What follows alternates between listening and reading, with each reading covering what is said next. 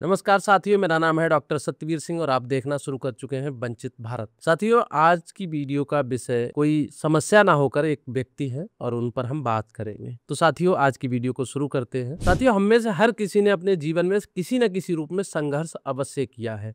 अब असल में वो संघर्ष है क्या, वो किस रूप में आपने किया? हो सकता है आपने पढ़ाई लिखाई के लिए किया हो सकता है वो संघर्ष आपने नौकरी पाने के लिए किया हो सकता है कि हमारे आपस में परिवारों में जब विवाद हो जाते हैं और संपत्ति का बंटवारा होता है तो उस बंटवारे में अपनी संपत्ति को पाने के लिए संघर्ष किया और हो सकता है कि आपने कोई सामाजिक लड़ाई लड़ी हो तो उस सामाजिक लड़ाई को जीतने के लिए संघर्ष किया हो।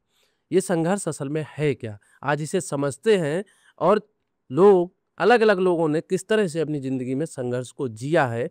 उन्हीं में से एक है राहुल गांधी, जो कि इस समय एलओपी, जिनको कहा जाता है लीडर ऑफ अपोजिशन, यानी विपक्ष के नेता के रूप में देश में काम कर रहे हैं। उनके बारे में आज बात करते हैं और देखते हैं उन्होंने अपने जीवन में किन किन संघर्षों को जिया है। चलिए वीडियो शुरू करते हैं। संघर्ष का मतलब है जो आप हैं और जो आप बनना चाहते हैं उस दूरी को तय करने की कोशिश। आमतौर पर हम इसे गरीब से अमीर होने या गुमनाम से मशहूर बनने की यात्रा समझते हैं, लेकिन संघर्षों की एक दिशा भी है, खास होकर भी आम बने रहना। यही राहुल गांधी का अनोखा संघर्ष है जिस पर आज हम बात करने वाले हैं। राहुल गांधी के साथ समस्या ये है कि उनसे उम्मीदें शुरू से ही असाधारण रखी गई। राजनीति में आते ही उन्हें नेहरू से अधिक विद्वान, इंदिरा से अधिक कठोर, राजीव से अधिक सौम्य और गांधी से बड़ा आंदोलनकारी साबित होना था। सुबह से शाम तक पूरा देश उन्हें जज करता है और विश्व की श्रेष्ठ हस्तियों से उनकी तुलना करता है। ये स्थिति बिल्कुल वैसी ही है जैसी आर.डी. बर्मन या अभिषेक बच्चन के साथ हुई। एक महान पिता की छाया में खड़ा बेटा चाहे कितना भी कामयाब हो, तुलना का बोझ उसे हमेशा छोटा ही दिखाता है। भारत में जिन नेताओं को सफलता मिली, उन्होंने दशकों तक संगठन में तपस्या की। उदाहरण के तौर पर अटल बिहारी वाजपेयी जी 40 साल की संघर्ष के बाद 71 वर्ष की अवस्था में देश के प्रधानमंत्री बने। नरेंद्र मोदी जी 51 वर्ष की उम्र में देश के प्रधानमंत्री बने।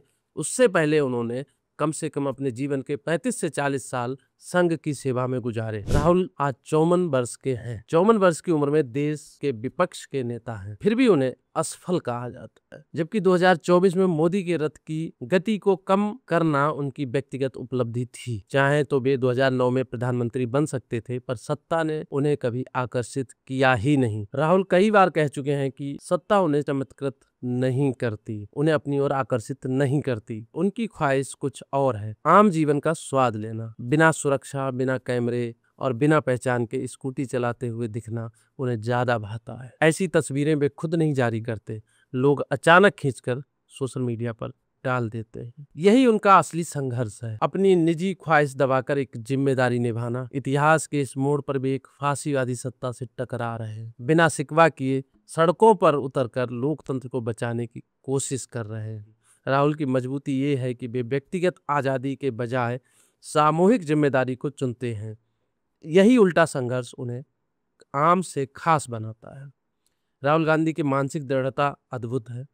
वे जुटे हुए हैं और मंजिल उनके बहुत करीब है, और संभव है जीत मिलने के बाद वे गद्दी किसी और योग्य नेता को सौंपकर खुद स्कूटी पर निकल जाएं, क्योंकि उनका असली सपना खास होकर भी आम बने रहना है। साथियों, ये थी राहुल गांधी जी के जीवन की एक संक्षिप्त कहानी जिसे मैंने अपनी वीडियो में पिरोने की कोशिश की। आज की वीडियो यहीं तक, दोबारा मिलते हैं एक नई वीडियो के साथ। तब तक के लिए सभी साथियों को जय किसान, जय विज्ञान, जय संविधान, धन्यवाद।